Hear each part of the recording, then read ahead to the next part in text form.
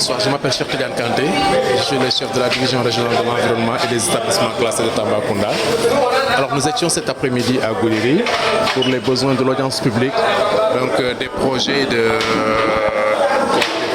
mise en place d'une station de bout de vidange à Goudiri et un projet d'alimentation en eau potable de la ville.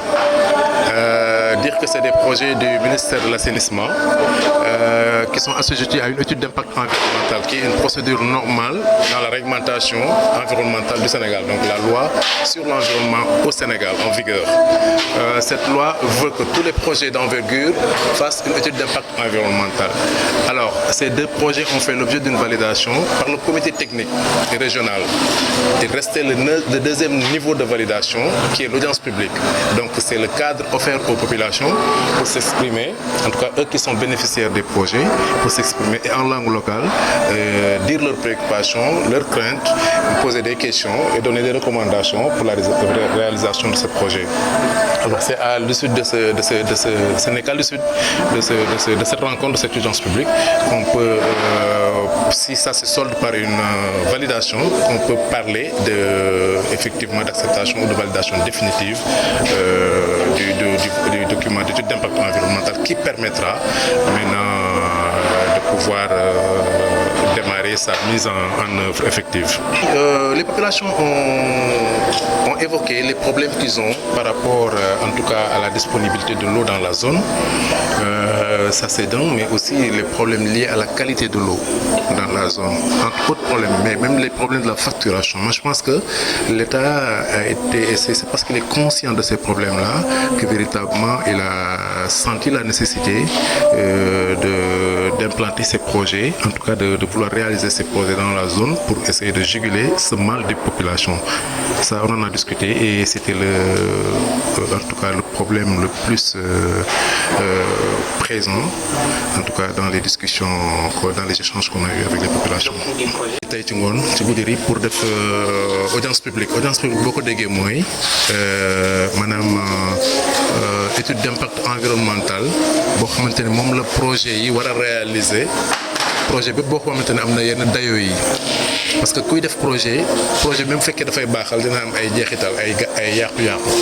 léegi nag étude d'impact mooy génne yàqu-yàqu yooyu waaye génne li gën a baax ci projet bi aussi gën ko mën a bonifier gën ko mën a yokk baax bi donc loolu noonu étude d'impact boobu donc boo ko defee dafa am ñaari niveau de validation technique te loolu def nañ ko pare maanaam ko ñu jël consultant boo xamante ne bi dafay saytu projet bi daxañ ko ci benn document boobu dañ koy soumettre comité technique bi moo xamante ne dafa réunir service technique compétent yëpp yoo xam ne war nañ agir ci projet bi donc bu loolu weesoo bu fekkente ne validé nañ ko dañuy ñëw ci deuxième niveau de validation muy audience publique mooy li ñu doon def tey ak population yi ñi nga xam ne ñoom ñooy accueillir projet bi ñoom ñoo ko moom ñoo ci bénéficié wu te ñoom seen dëkk xam nañu loo xamante ne bi ci ñun mënuñu ko xam wala même consultant bi def liggéey bi mën na ko bañ a xam. waaw projet station de bout de vidange la mooy benn bi ci des mooy adduction d'eau maanaam alimentation en eau potable. Station de bout de vidange mooy station bërëb boo xamante ne dañ fay recueillir ndoxu fosse yi nekk ci kër yi n'est-ce pas les eaux usées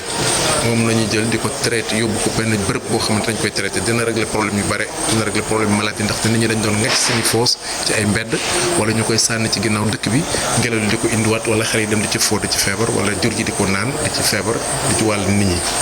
mais bu ñu defee assainissement boobu ndox mi dootuñu ko tuurati ci mbedd dootuñu ko tuurati ci ginnaaw dëkk yi dañ ko yóbbu foo xamante ne nañ ko traité te buñ ko traité mën nañu récupérer ndox moomu mu am beneen njëriñ ci population yi mën nañ ko arroser mën nañ ci def lu bari loo xamante ne doon ndox mu sell du am benn problème donc lépp li nga xamante ne mooy bu mën nañ ko récupérer aussi traité ko ba nga xamante ni mën na nekk engrais mu nekk engrais bio bu propre boo xamante ne bi du am yenn jeexital yi aussi beneen projet bi moom problème ndox la donc femme réseau yi ñu fi samp maanaam forage yu bees et puis maintenant renouveler réseau bi fi nekkoon xamante ne 82 lañ ko fi sampoon màgget na usé na te am na ay problème voilà def ci installation yoo xamante ne aussi ak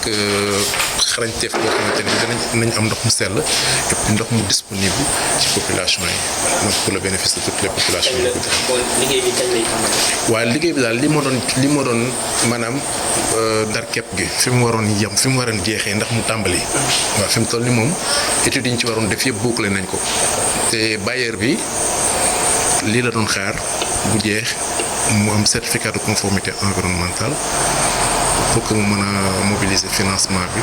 maanaam pour que liggéey bi mën tàmbali. en fait nañ njort daal ci nga xamante ñoom ñoo ŋànk projet bi muy waa ministère assainissement waa ONAS ak yooyu jàpp nañ daal ci diir bu gàtt incha allah rabbi projet bi dina tàmbali ci biir dëkk bi.